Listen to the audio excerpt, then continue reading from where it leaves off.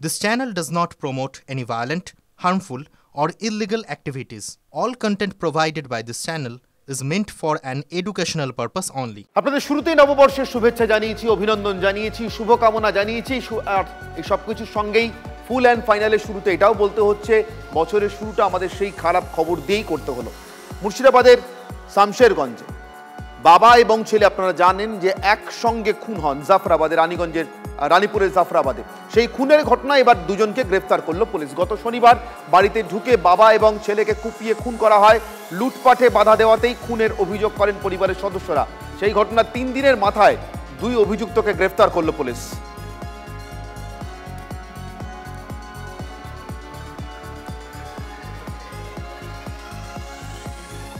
আর এই যে নববর্ষের দিনটাতেও, বছর শুরুর দিনটাতেও বাঙালির নববর্ষের আনন্দকে ম্লান করে দিয়ে এমন খুনের ঘটনার খবর করতে হচ্ছে, গ্রেফতারির কথা বলতে হচ্ছে, এমন আগুন লাগানোর খবর বলতে হচ্ছে, এমন পুরে তছনছ হয়ে যাওয়া ঘরকন্না গেরস্থালির খবর আপনাদের দিতে হচ্ছে। তার কারণ কি?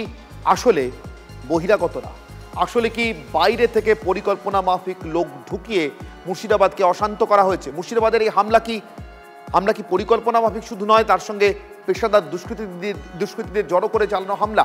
TV9 বাংলার অন্তর্তদন্তে কিন্তু একের পর এক চাঞ্চল্যকর তথ্য উঠে আসছে। যে গ্রামে হামলা সেখানে অধিকাংশ পুরুষই পরিযায়ী শ্রমিক, আর সেই গ্রামের বেছে বেছে আর্থিক সচ্ছল পরিবারগুলোকে, সম্ভ্রান্ত বাড়িগুলোকে টার্গেট করা হয় লুটপাট চালানোর জন্য, হামলা চালানোর জন্য।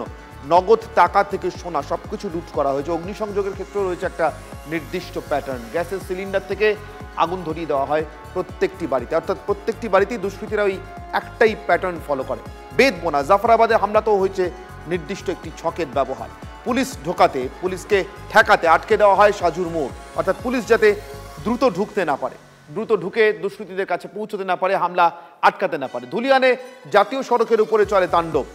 পুলিশ ব্যস্ত থাকে সাজুর মোড়, ধুলিয়ান, শামশেরগঞ্জ নিয়ে, আর সেই সুযোগে ব্যাপক লুটপাট চালানো হয় এই বেদবোনা জাফরাবাদে।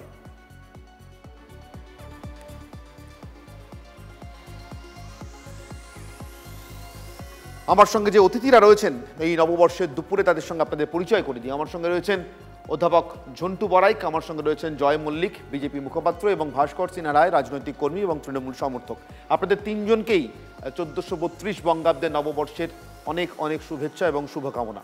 কিন্তু আজকের দিনটাও আমাদের এই খবর নিয়ে শুরু করতে হচ্ছে অধ্যাপক ঝন্টু বড়াই। তার কারণ বলা হচ্ছে যে একটা নির্দিষ্ট প্যাটার্ন, আমি যেগুলো বললাম আপনারা নিশ্চয়ই শুনলেন তিনজনেই, সেই প্যাটার্নে হামলাটা চালানো হয়েছে এবং সেই হামলা চালানোর ক্ষেত্রে একটা বড় ভূমিকা নিয়েছে একদিকে যেরকম পরিযায়ী শ্রমিকরা বলে তৃণমূল কংগ্রেসের একাংশ বলছেন, অন্যদিকে রাজ্যের বিরোধী দলনেতা সহ তৃণমূল কংগ্রেস বা অন্যান্যরা এটা বলছেন যে বহিরাগতদের আনা হয়েছে। সেই বহিরাগতরা ভিন রাজ্য থেকে নয়, ভিন দেশ, প্রতিবেশী দেশ বাংলাদেশ থেকে ঢুকেছে এবং তার দায়টা কার সেটা নিয়ে চাপানুতোর। অধ্যাপক ঝন্টু বড়াইক, আমি একদম শুরুতে আপনার মতামত চাইব 30 সেকেন্ডে। না, আমি তোমায় পরিষ্কার বলছি, দেখো পার্শ্ববর্তী এলাকা কিন্তু চাঁপাই নবাবগঞ্জ, কিছুদিন আগে ফেন্সিং দেওয়ার সময় বিএসএফ এর উপরেও কিন্তু এই ধরনের হামলা হয় এবং আমরা জানি গতকালের একটা ইন্টেলিজেন্স রিপোর্ট বেরিয়েছে এই চাঁপাইগঞ্জের কিন্তু IFICN, ওই যে ফরেন যে ইন্ডিয়ান ফেক কারেন্সি, তাদের কিন্তু নির্দিষ্ট বহু বাংলাদেশের ওই পারে কিন্তু একটা বড় অংশের গোডাউন রয়েছে, তারা টাইম টু টাইম এরা ঢোকে। আমার প্রশ্নটা হচ্ছে, যাই করুক, ধরো পরিযায়ী শ্রমিকরা করেছে কিংবা ওপার বাংলার থেকে লোক এসেছে, যাই হোক, সমস্যা হচ্ছে রাজ্য এবং সেন্ট্রাল এবং স্টেটের উভয়েরই কিন্তু ইন্টেলিজেন্সের একটা বড় ধরনের যে ফেইল, এই পার্টগুলো কিন্তু হাইলি, মানে কি বলবো, সেন্ট্রাল এবং স্টেট উভয় ইন্টেলিজেন্সের ফেলিওরের কথা আপনি বলছেন। গতকাল এডিজি আইন শৃঙ্খলা জাভেদ শামীম যখন সাংবাদিক বৈঠক করেন, তখন মুর্শিদাবাদের এই তাণ্ডবের নেপথ্যে বহিরাগতদের তত্ত্ব বা বহিরাগতদের যুক্ত থাকার সম্ভাবনা কথা কিন্তু তিনি উড়িয়ে দেননি। কি বলেছিলেন জাভেদ শামীম, শুনে নেব। এভাবে ঘটনা হয়েছে তাতে অবভিয়াসলি অর্গানাইজেশনস ইনভলভ হতে পারে, ইন্ডিভিজুয়ালস ইনভলভ হতে, অবভিয়াসলি কোনো একটা প্রচার ডেফিনেটলি ইজ দেয়ার। আদারওয়াইজ এইভাবে একটা ক্রাউড যে বিহেভিয়ার হয়েছে, যেভাবে ক্রাউডের রিয়াকশন হয়েছে, যেভাবে যে প্রোফাইলের লোকরা ইনভলভ আছে, তাতে অবভিয়াসলি কোনো প্ররোচনা একদম রুল আউট করা যেতে পারে না। বাট যেটা বললাম যে we have to get the right persons, কারা ইনভলভ আছেন, কেন করানো হয়েছে, কি উদ্দেশ্য আছে, যারা দোষী, যারা দোষ করেছে, not a single person will be spared, no matter যত আমাদের জেলে যেখানে যেতে হবে, যেখান থেকে পাতাল থেকে নিয়ে আসতে হবে নিয়ে আসবো, কিন্তু যে কোনো ইন্ডিভিজুয়াল যারা ভায়োলেন্সে ইন্ডালজ করেছে whoever he is, irrespective of any consideration of his whatever be his status, whatever be his position, everybody will be brought to book. আচ্ছা, এখান থেকে আমি জয় মল্লিক আপনার কাছে আসবো। এই বহিরাগত তত্ত্ব বাংলাদেশিদের বাংলাদেশ থেকে দুষ্কৃতি ঢুকিয়ে তাদেরকে ব্যবহার করে হামলা চালানোর যে তত্ত্ব সামনে আসছে, সেই তত্ত্বের পরিপ্রেক্ষিতে কিন্তু একটা পাল্টা অভিযোগও আসছে জয় মল্লিক তৃণমূল কংগ্রেসের দিক থেকে বিজেপির উদ্দেশ্যে বা বিজেপি পরিচালিত কেন্দ্রীয় সরকারের উদ্দেশ্যে, যে তাহলে বিএসএফ বর্ডারে পাহারারত সীমান্ত রক্ষীরা তারা কি করছিলেন? জয় মল্লিক, যদি তাই হয়, আজকে এডিজি যে আমরা আজকে ওনার ভার্জন শুনলাম, তার মানে পশ্চিমবঙ্গের কোনো ইন্টেলিজেন্সের দরকার নেই, বা ইন্টেলিজেন্স থাকলে বা ইন্টেলিজেন্স ডিপার্টমেন্ট থাকলে তারা চুপচাপ বসে আছে, কোনো কাজ করছে না। উনি খুব ভালো করে জানতেন যে এর আগেও সিএএ নিয়ে যখন মমতা বন্দ্যোপাধ্যায় বিরোধিতা করেছিলেন, ঠিক একই ঘটনা ঘটেছিল। আমি বারবার বলছি, যে প্যাটার্ন গুলো তুমি বললে খুব পূর্ব পরিকল্পিত না হলে এরকম একটা ঘটনা ঘটতে পারে না। আর যদি এরা বহিরাগত হয়ে থাকে অনির্বাণ, আমি বারবার বলছি, বলছে না 150-200 অ্যারেস্ট হয়েছে, এই 150-200 অ্যারেস্টের মধ্যে 10 থেকে 15-20টা তো বহিরাগত থাকবে। তাদেরকে চিহ্নিত করা হোক, তাদের নাম বের করা হোক, বলা হোক। এখানে কিন্তু একটা কথা আছে জয় মল্লিক, এখানে একটা কথা আছে। কুণাল ঘোষ তৃণমূল কংগ্রেসের তরফে গতকাল যখন সাংবাদিক বৈঠক করেন, তখন এই বহিরাগতরা কেন অ্যারেস্ট হচ্ছে না বা হয়নি বেশি সংখ্যাতে, তার একটা আগাম সাফাই কিন্তু অন্তত আমরা কুণালবাবুর মুখে শুনে নিয়েছি। যদি এটাকে আদৌ সাফাই মনে হয় বা কুণালবাবু ঠিক এই কারণেই কথাটা গতকাল বলেছিলেন বলে মনে হয়, কুণাল ঘোষের গতকালের বক্তব্যে যা ছিল একবার শুনে নিই।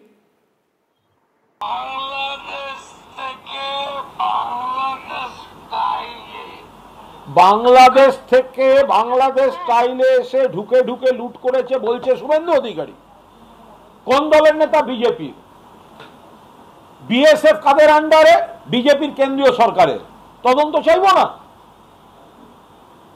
শুভেন্দু অধিকারী বলছেন বাংলাদেশ থেকে ঢুকেছে, বাংলাদেশের স্টাইলে ঢুকেছে,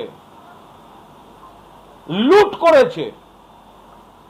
তাহলে শুভেন্দু অধিকারীর কাছে তিনিও নিশ্চিত যে বাংলাদেশ থেকে ঢুকেছে। ঢুকলো কি করে? বর্ডারে তো বিএসএফ থাকার কথা, তাহলে বিএসএফ আটকায়নি কেন? আচ্ছা, একবার ঢুকে লুট করছে, তাহলে তখন বর্ডার সিল হয়নি কেন? তাহলে বর্ডার দিয়ে পালাবার সময় তো অন্তত আটকানো যেতে পারত।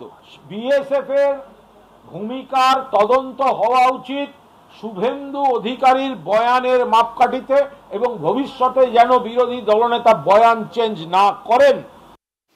জয় মল্লিক, আমি নিশ্চিত যে আপনি কুণালবাবুর বক্তব্য শুনলেন। একদম একদম একদম। দেখুন, উনি একটা জায়গায় বিকৃত করে দিলেন, সেটা হচ্ছে বাংলাদেশি এর মধ্যে ইনভলভ, সেটা যদি বলে থাকে শুভেন্দু অধিকারী মহাশয় একদম সঠিক বলেছে। কেন বলছি, সেটা হচ্ছে যখন নির্বাচনের সময় শেখ সাহেবের মতো লোকরা, তারা তো অলরেডি মজুত আছে, তাদের তো কাঁটাতারের বেড়াটাকে পেরিয়ে আসতে হয় না। আজকে সেই ফোর্সটাকে কিন্তু তৃণমূল কাজে লাগালো এইভাবে। হুট করে একদিনে কয়েক হাজার লোক কি করে চলে আসবে কাঁটাতারের বেড়া পেরিয়ে? অধ্যাপক ঝন্টু বড়াই হাত তুলছেন, একবারে 30 সেকেন্ডে ঝন্টু বড়াই, তারপর আমি ভাস্কর বাবুর কাছে যাবো। না অনির্বাণ, এটা তো ভয়ানক ব্যাপার যে স্টেট গভর্নমেন্টের রেসপন্সিবল যারা পলিটিক্যাল মুভ, তারা যখন এই কথাগুলো বলছে, নিশ্চয়ই তাদের কাছে ইনপুটস আছে। তাহলে যদি এখন এই ইনপুটস থেকে ঘটনা হয়ে যাওয়ার পরে, তাহলে আগে হয়নি কেন?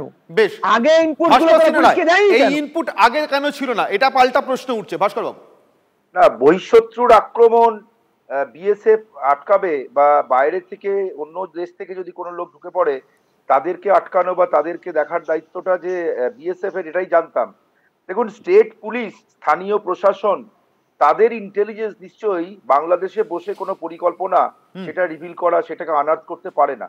যে কথাটা জাভেদ শামীম বলেছেন যে যেখান থেকেও এই দোষীদের উৎস বা কোথা থেকে এসছে তাদের বার করা হবে, কিন্তু ইন্টেলিজেন্স ফেলিওর, এটা সেন্ট্রাল ইন্টেলিজেন্স ফেলিওর। আপনি যদি পরিকল্পনা করেন পাকিস্তানে বসে, বাংলাদেশে বসে ভারতের মধ্যে বিশৃঙ্খলা সৃষ্টি করা বা কোনো অশান্তি বা কোনো রকম সন্ত্রাস সৃষ্টি করা, সেইটার ইন্টেলিজেন্সটা কিন্তু আনার্থ করার কথা কিন্তু আমাদের দেশের সেন্ট্রাল ইন্টেলিজেন্স এবং বিএসএফ বা সিআরপি। ভাস্কর বাবু, এই পর্যন্ত আপনার কথা বুঝলাম, আমি এটার উত্তর নিশ্চয়ই জয় মল্লিকের কাছ থেকে নেব। কিন্তু আরেকটা কথাও আছে ভাস্কর বাবু, সেটা হচ্ছে যত বাইরের শক্তি ইনভলভ থাক না কেন, যুক্ত থাক না কেন, ছোট বড় আমি দেখেছি আপনি হাত তুলেছেন, আমি আসছি আপনার কাছে, কিন্তু ভিতর থেকে সহযোগিতা না পেলে, ভিতরের সক্রিয় সহযোগিতা, আমি বলবো এটা কোনো দেশেই বাইরের দেশ থেকে ঢুকে পুরোটা ঘটিয়ে ফেলা সম্ভব নয়। যদি না একেবারে ওই যদি না একেবারে ওই স্যাটেলাইট গাইডেড কোনো মেকানিজম কাজ করে, সেরকম কিছু করেন এটা নিশ্চিত। সেক্ষেত্রে আমি একটু ধৈর্য ধরে শুনতে বলবো। ভাস্কর সিনহা রায়, আপনাকে আমি শোনাচ্ছি মুর্শিদাবাদের তৃণমূল কংগ্রেস সাংসদ আবু তাহের কি বলছেন। ভিতরের লোকেদের ক্ষেত্রেও কিন্তু সক্রিয় সহযোগিতার একটা অভিযোগ উঠছে, এমনকি তৃণমূল কংগ্রেসের ভিতরেও কেউ যে সহযোগিতা করতে পারেন এমন আশঙ্কা উড়িয়ে দিচ্ছেন না আবু তাহের, মুর্শিদাবাদের তৃণমূল কংগ্রেস সাংসদ। এমন কিছু হুলিয়ান পার্টি ঢুকে যায় যেটা সকলের নিয়ন্ত্রণে থাকে না। এই ধরুন পরিযায়ী শ্রমিক অনেকে বাইরে আছেন, আবার তারা ঈদের মধ্যে বাইরে বাড়িতে এসেছিলেন। এরকমও কিছু বাচ্চা ছেলে আছে যারা বিভিন্নভাবে এই উস্কানিতে আরও উস্কানি দিয়ে এই সমস্ত ঘটনা ঘটিয়ে দেয়, এটা আমাদের ঘাড়ে পড়ে যায়। কিছু শৃঙ্খল মানুষ থাকেন, কিছু রাজনৈতিক নেতাও থাকেন যারা ঘোলা জলে মাছ ধরতে চায়, তারা চেষ্টা করে দলকে এই সময় বিপদে ফেলে দেবো। কিছু শৃঙ্খল দলীয় নেতৃত্ব 2-4 জন থাকে, তারাও এই সময় কিছু কাজে লাগায়। আপনাদের দলের মধ্যেই রয়েছে? হ্যাঁ, 2-1 জন তো থাকেই। এত বড় দল, সব দল থেকে এখানে এসেছে। তৃণমূল দলটা তৈরি হয়েছে বাংলার সমস্ত বিরোধী দল থেকে এই দলে এসেছে। তো 2-1 জন উচ্ছৃঙ্খল নাই একথা আমি কি করে বলতে পারি? তার মধ্যে 2-1 জন থাকে এরকম যারা উচ্ছৃঙ্খলতা করতে ভালোবাসে। আমার সরকার তাদের বরদাস্ত করবে না এবং তাদের বিরুদ্ধে প্রয়োজনীয় ব্যবস্থা নিশ্চয়ই হবে। বরদাস্ত করবে না বা না করুক এটা আমরা প্রত্যেকে চাই, কিন্তু ভাস্কর সিনহা রায়, আমি আবু তাহেরের কথা পরিপ্রেক্ষিতে জানতে চাইবো আপনার কাছ থেকে। তার মানে তৃণমূল কংগ্রেসের ভিতরের শক্তি তো থাকতে পারেই, তার সঙ্গে সঙ্গে স্থানীয় শক্তি যে ছিল বা আছে সেটাও কিন্তু আবু তাহের বলছেন। উনি সক্রিয় সহযোগিতা যেটা আপনি বলছিলেন এই শব্দটা ব্যবহার করেননি, এবং কোনো একটা জায়গায় ঘটনা ঘটলে কিছু হুলিগান শব্দটা উনি ব্যবহার করেছেন। কিছু হুলিগান ওই প্রসেসের সাথে যুক্ত হয়ে যায়। কোনো একটা জায়গায় বিশৃঙ্খলা সৃষ্টি হলে যেমন স্থানীয় মানুষ অনেকেই, তাদের মধ্যে অনেকেই, বেশিরভাগ মানুষ না, অনেকেই হয়তো যুক্ত হয়ে পড়েন, কিন্তু সেটা সক্রিয় সহযোগিতা বলা যায় না। স্বাভাবিক অবস্থায় আপনি নিশ্চয়ই শুনলেন না, আপনি স্বাভাবিক অবস্থায় যে ফিরে আসছে বেশি সংখ্যক মানুষ ওখানে, তারা কিন্তু এটার সঙ্গে যুক্ত ছিলেন না, তারা স্বাভাবিক জীবনযাপনে ফিরে আসছেন। এবং আইডেন্টিফাই করার ক্ষেত্রে বেশিরভাগ লোক আইডেন্টিফাইড হয়ে গেছেন, যারা স্থানীয়। বেশিরভাগ লোকই কিন্তু বাইরে, সেই জন্য তাদের আইডেন্টিফিকেশনে সমস্যা হচ্ছে, তাদের আধার কার্ড সহ বিভিন্ন জিনিস থেকে তারা কোথা থেকে এসেছে সেটা। পরিযায়ী শ্রমিকদের সম্পর্কে একটা ইন্টারেস্টিং কথা বলেছেন শুভেন্দু। পরিযায়ী শ্রমিকরা এসেছেন, হয়তো বলছেন যে এটা ঈদের সময় বাড়ি এসেছেন, এই ধরনের একটা গোলমালের সঙ্গে তারা জড়িয়ে পড়েছেন, কিন্তু সেই জড়িয়ে পড়াটা কি সক্রিয় নয়? সেই জড়িয়ে পড়াটা কি সক্রিয় নয়? আমি শুভেন্দু অধিকারী এই প্রসঙ্গে কি বলেছেন পরিযায়ী শ্রমিকদের ক্ষেত্রে নির্দিষ্ট করে, সেটা শুনবো শুভেন্দু অধিকারীর বক্তব্য। ওই এলাকায় আমরা তালিকা করছি যারা বিজেপি রুল স্টেটে পরিযায়ী শ্রমিকের কাজ করেন, যাদের বাড়ির লোকেরা এই জিহাদি হামলায় যুক্ত, তাদেরকে ফিরে এসে ওখান থেকে ইউপি, মহারাষ্ট্র থেকে, মধ্যপ্রদেশ, গুজরাট থেকে ফিরে এসে সারাতে হবে। আমরা ছাড়বো না, লম্বা রোডম্যাপ তৈরি করেছি। আমি বুঝলাম লম্বা রোডম্যাপ, শুভেন্দু অধিকারী হয়তো আরো বিস্তৃত বলতে পারবেন বা হয়তো সবটা বলতে চাইছেন না। কিন্তু জয় মল্লিক, আপনার কাছে আমার প্রশ্ন, আসবো ভাস্কর বাবু। জয় মল্লিক, আপনার কাছে আমার প্রশ্ন, এটা কতটা রাজনৈতিক হুঙ্কার আর কতটা প্রশাসনিক হুঙ্কার? পশ্চিমবঙ্গ পুলিশ যদি ওই পরিযায়ী শ্রমিক বা যে কজন পরিযায়ী শ্রমিক যুক্ত বলে আপনারা আশঙ্কা করছেন বা তৃণমূল কংগ্রেসও আশঙ্কা করছে, শুভেন্দু অধিকারীও বলছেন, আবু তাহেরও বলছেন, তাদের যদি নাম লিপিবদ্ধ করে তাদের নামে নির্দিষ্ট ধারায় মামলা রুজু না করে, তাহলে তারা যে রাজ্যেই কাজ করতে যান, সেটা বিজেপি শাসিত হোক বা না হোক, সেই রাজ্যের সরকার তাদের কাছ থেকে ক্ষতিপূরণ আদায় করবে কি করে? আমি আজকে প্রথমেই বলেছি, সেটা হচ্ছে যেখানে পুলিশ বলছে যে আমরা 150-200 জনকে অ্যারেস্ট করেছি, প্রথম আমাদের ওর মধ্যে থেকে বের করতে হবে যে তারা কোথাকার। কারণ যে তৃণমূল নেতা আজকে এই ভার্সন দিচ্ছে যে বহিরাগতরা এসেছিল, তারা এরা কোথাকার আপনারা বের করুন। আপনাদের তো এখন চটপট ভাস্কর সিনহা রায় সেই জায়গাটাই তো বলা হচ্ছে। তার মানে যখন নিশ্চিতভাবে শুভেন্দু অধিকারীও বলেছেন তারা বাইরে থেকে এসছেন, আমরাও তাই বলছি, তাহলে এটা দুর্নিয়ন্ত্রিত কোন জায়গায় এখানে বিজেপি কোনোভাবে যুক্ত নেই তো, বিজেপি কোনোভাবে যুক্ত নেই তো, কারণ বিশৃঙ্খলা বাঁধানোটাই বিজেপির উদ্দেশ্য। এবং আমরা এটা বিএসএফ এর কাস্টডিতে নেই, ওনারা বিজেপি এখানে এটার সঙ্গে যুক্ত নেই, পুলিশের কাস্টডিতে আছে। আপনারা কি করে ধরবেন? অধ্যাপক ঝন্টু পাড়ায় হাত তুলছেন, অধ্যাপক ঝন্টু পাড়ায় মুসলমান করেছেন, এবং এখানে একজন মুসলমান তর্ক কেন? দেখো, ল এন্ড অর্ডারটা স্টেট মেশিনারির পার্ট, পরিষ্কার কথা বুঝতে হবে। আজকে এত দুপক্ষের নেতাদের এত ইনপুট, তারা এত খবর আগের থেকেই জানেন, তাহলে এই ঘটনাটা ইনসিডেন্টলি কারা করলো সেটা ক্লিয়ার করুক তারা। আমি তোমায় বলছি, মোথাবাড়িতে কোনসা বাংলাদেশের লোক ছিল যারা অ্যারেস্ট হয়েছিল পরবর্তীতে জানা গেল তারা অধিকাংশই এর ব্যাপারে ইনভলভ ছিল না। যারা ভাস্করবাবু 30 সেকেন্ড প্লিজ। না দেখুন, এই মুর্শিদাবাদের সুতির ঘটনা বা এখানে ঘটনাতে দ্রুত স্বাভাবিক অবস্থা ফিরত আসছে, কিন্তু এর সাথে সাথে বিজেপির বিভিন্ন উস্কানিমূলক বক্তব্য আমরা লক্ষ্য করেছি। এর সাথে সাথে যেটা আমরা বারবার বলতে চাইছি যে এখানে নির্দিষ্ট একটি ধর্মের উপরে ভিত্তি করে তা নয়, হিন্দু মুসলিম উভয় পক্ষের মানুষই ক্ষতিগ্রস্ত হয়েছেন এই কথাটা বলে সাম্প্রদায়িক সম্প্রীতির বাতাবরণ যেটা পশ্চিমবঙ্গে আছে সেটা ফিরিয়ে আসার জন্য সকলে সচেষ্ট হবেন, এবং পুলিশ তদন্ত করছে কোথা থেকে কিভাবে হয়েছে এই তদন্ত করছে। দয়া করে সাম্প্রদায়িক সম্প্রীতির জায়গাটাতে আপনারা নষ্ট করবেন না।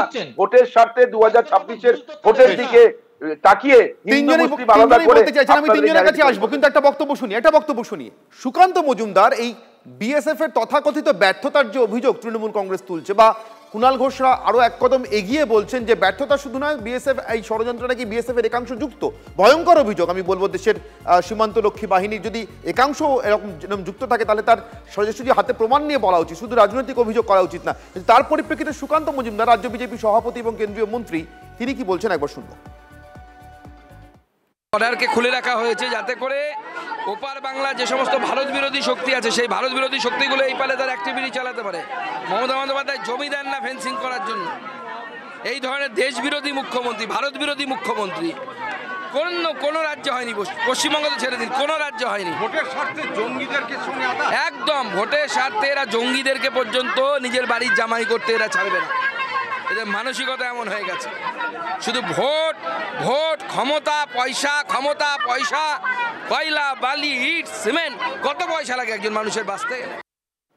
এই ছিল সুকান্ত মজুমদারের বক্তব্য। আমি এই বক্তব্যের পরিপ্রেক্ষিতেই ভাস্কর সিনহা এবং একই সঙ্গে জয় মল্লিক দুজনেরই রিয়াকশন চাইবো। প্রথমে ভাস্কর সিনহা, আপনার বক্তব্য। দেখুন, আমি জানতাম সুকান্ত মজুমদার একজন শিক্ষিত মানুষ। সুকান্ত মজুমদার বলছেন যে পশ্চিমবঙ্গে মুখ্যমন্ত্রী বর্ডার খুলে রাখতে পারেন, মানে এর থেকে উদ্ভট কোনো বক্তব্য কেউ দেন না। বর্ডারের দায়িত্বে থাকে বিএসএফ, সেই বর্ডার খুলে রাখছেন মমতা বন্দ্যোপাধ্যায়। কি ধরনের উনি জমি দেওয়ার কথা বলছেন ভাস্কর বাবু, উনি জমি দেওয়ার কথা বলছেন। জয় মল্লিক, জমি দেওয়ার ক্ষেত্রে যারা বলছি, আপনি জানেন যে বর্ডারে শুধুমাত্র কাঁটাতার নয়, বর্ডারের সুরক্ষা দেওয়া হয় সার্ভিলেন্সের উপরে ভিত্তি করে। বেশ, জয় মল্লিক বাবু শুনে নিন, সেটা হচ্ছে জয় বাবু উত্তর দিচ্ছেন। জয় মল্লিক প্লিজ। যেখানে কাঁটাতার নেই সেখান দিয়ে মানুষ ঢুকতে পারে। বেশ বেশ, আমি উত্তর নিচ্ছি জয় মল্লিকের কাছ থেকে। ভাস্কর বাবু প্লিজ। জয় মল্লিক, আজকে কেন্দ্র যখন বারবার এই বর্ডারকে বা সীমান্তকে এটাকে ফেন্সিং করার জন্য জমি চাইছে, রাজ্য সেটা কোনোদিন দেয় না। দ্বিতীয় একটা জিনিস খেয়াল করে দেখুন, যখন মোথাবাড়ির মতো ঘটনা ঘটে গেল তারপরেও কিন্তু প্রশাসন কোনোভাবে অ্যালার্ট হলো না, এবং এর আগে জয় মল্লিক আপনারা এই অভিযোগটা বারবার করেন, ঠিক। আমি বিজেপির কাছ থেকে যতবার এই অভিযোগটা শুনি রাজনৈতিক ভাবে, আমি ঠিক সেরকম ভাবে কিন্তু প্রশাসনিক ভাবে বিএসএফ এর কাছ থেকে অভিযোগটা শুনি না। ভাস্কর বাবু প্লিজ এক মিনিট। এডিজি বিএসএফ তিনি কিন্তু বলছেন সীমান্ত সুরক্ষায় কোনো ঘাটতি নেই। যদি সত্যি বর্ডারে কাঁটাতারের জায়গা অভাব থাকতো, ঘেরা নেই এরকম জায়গা থাকতো, তাহলে কি এডিজি বিএসএফ এত দৃঢ়তার সঙ্গে বিশ্বাসের সঙ্গে কথাটা বলতে পারতেন? কি বলছেন এডিজি বিএসএফ শুনুন। टीएमसी के एक नेता ने अभियोग किया है कि आप लोगों के इन्फ्लुएंस में यहाँ पे सारे एजिटेटर को यहाँ पे घुसाया गया था और यहाँ पे ये दंगा लगाया गया था। So we are here, border guarding force. You know, we are guarding the border very effectively and efficiently, and we have electronic surveillance on the borders, and round the clock our men are doing duties. So we are ensuring safety and security of the border. So I told you that we are guarding the border very effectively. There is no iota of doubt in that, and that is our core competency. জয়বাবু, এটাকে একটা same side হয়ে গিয়েছে। বাংলাদেশের কথা বলে আপনারা BSF এর কাছ থেকেই তো কোনো সমর্থন পাচ্ছেন না। বর্ডার দিয়ে লোক ঢুকেছে, এটা বিএসএফই স্বীকার করতে রাজি না। তারা বলছেন বর্ডার ওয়েল ফেন্সড, ওয়েল গার্ডেড। আমি বলছি তো ইট ইজ রংলি ইন্টারপ্রেটেড। উনি খুব স্পষ্টভাবে বলেছেন যেখানে ওনাদের ফোর্স আছে সেখানে কোনোভাবে হচ্ছে না। না না না ভাস্কর বাবু, ভুল ইন্টারপ্রেট করবেন না। একদিকে আপনার এডিজি পুলিশ উনি বলছেন যে, আরে শুনে নিন, আরে ভাস্কর বাবু বলতে দিন, শুধু স্থলপথ নয়, ভাস্কর বাবু বলতে দিন, আপনি বলবেন। শুনুন, আপনার পুলিশ প্রশাসন ওখানে গিয়ে বলছে সবকিছু শান্ত, ববি হাকিম বলছে এভরিথিং আন্ডার কন্ট্রোল, তারপরে ওখানে কি করে গুলি চলছে, ভাঙচুর হচ্ছে, আগুন জ্বলছে? এই উত্তরটা দিতে পারবেন? তার মানে একদিকে ওখানে ঘটনা ঘটবে, এর উত্তর ভাস্করবাবু কিভাবে দেবেন জানি না, কিন্তু অধীর রঞ্জন চৌধুরী প্রদেশ কংগ্রেসের প্রাক্তন সভাপতি, বহরমপুরের 5 বারের সাংসদ, সদ্য প্রাক্তন হয়ে যাওয়া 1 বছর আগে, তিনি কিন্তু বলছেন রাজনৈতিক ষড়যন্ত্র, আর তার পিছনে তৃণমূল কংগ্রেসের কথা। অধীর রঞ্জন চৌধুরীর বক্তব্য। গত লোকসভা নির্বাচনে শামসেরগঞ্জে কংগ্রেস প্রচুর ব্যবধানে জিতেছিল। কংগ্রেসের দিকে চলে যাওয়া, তৃণমূলের হারিয়ে যাওয়া ভোট ফেরত আনার জন্য কি কোনো ছোটখাটো সংঘর্ষের নাটক উপস্থিত করার পরিকল্পনা ছিল? যারা সেই নাটকটা উপস্থাপনা করেছিল পরে হয়তো তাদের হাতের বাইরে চলে গেল, এরকম কি কোনো ঘটনা ঘটেছিল? আমাকে এতগুলো প্রশ্ন তাড়িয়ে বেড়াচ্ছে। কারণ ডাক বাংলার মোড়ে মদের দোকান কারা লুট করলো হঠাৎ করে? সেই মদ খেয়ে কারা শান্তিপূর্ণ আন্দোলনের পিছনে চলতে থাকলো? শান্তিপূর্ণ আন্দোলনের মধ্যে প্রবেশ করে কোনো অপশক্তি এটাকে সাম্প্রদায়িক রং দেবার চেষ্টা করলো কেন? ভাস্করবাবু, একদম সংক্ষিপ্ত প্রতিক্রিয়া। বোতলের দৈত্য বের করেছিলেন, ঢোকাতে পারছেন না, বিজেপির ঘাড়ে দোষ দিচ্ছেন, তাই কি? অধীর বাবু চিরকালই তার স্বভাবগতভাবে তৃণমূল বিরোধিতা করতে করতে উন্মাদের মতন কথা বলছেন। কারণ হচ্ছে যে এখানে তৃণমূল কংগ্রেস রাজ্য প্রশাসন চালাচ্ছে, উনি হেরে গেছেন, উনি মানুষের থেকে জনবিচ্ছিন্ন হয়েছেন। আমি অধ্যাপক ঝন্টু বড়াইকে আপনার সঙ্গে কথা বলে শেষ করবো আজকের মতো। জয় মল্লিক হাত তুলছেন, আমি অধ্যাপক ঝন্টু বড়াই 10 সেকেন্ডে। আরে পরিষ্কার কথা, যদি এটা বিরোধীরাও করে থাকে, ভাস্কর বাবুর কথাটা সত্যি হয়, ল অ্যান্ড অর্ডারটা কার? দ্বিতীয়, 2023 সালে 12ই ডিসেম্বর সলিসিটর জেনারেল তুষার মেহতা সুপ্রিম কোর্টে হলফনামা দিয়ে বলেছেন 675 কিলোমিটার জমি রাজ্য সরকার তো দেয়নি, বরং জমি সমস্যাটাকে জটিল থেকে জটিলতর করছে।